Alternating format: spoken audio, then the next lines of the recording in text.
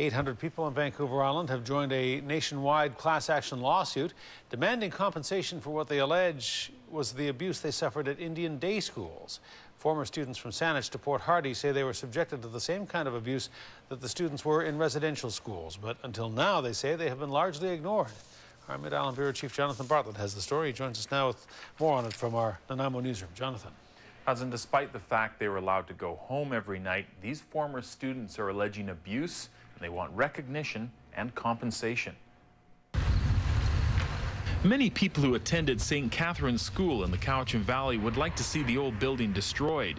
They would like this building blessed and bulldoze down or burn it down. It stands abandoned and vandalized, but still holds many memories former students would rather forget.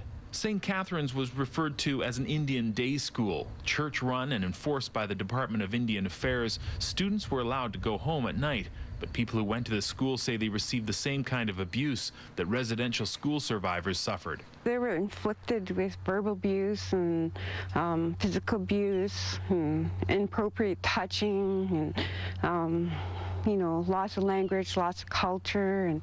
In 2008, Prime Minister Stephen Harper offered a formal apology and $1.9 billion in compensation to former residential school students. But day students feel they've been ignored. That's Lila. She used to be Lila George. Polly Jack's aunt, Philomena Alphonse, attended St. Catherine's Indian Day School in the 1940s and 50s. She's among 800 former day school students in Cowichan who have joined a class action suit against the federal government. They're looking for $15 billion in compensation. I think we should be treated just as same as the residential school, because there was no difference in our treatment in day school than there was in residential school. Except that we did go home every day. We had no choice but to go to school. The police would arrive at our doorstep if we didn't. It wrecks their self-esteem, their personality, and their growth, personal growth, spiritual growth. Former students say they are looking for more than just money. It's more like justice, for our First Nations people. The philosophy were no different whatsoever. In regards to how we were treated and how we were taught, and I just really feel I'm happy this movement has started. Philomena Alphonse told me her father was threatened with jail when the police came to their door demanding he send her to a residential school on Cooper Island.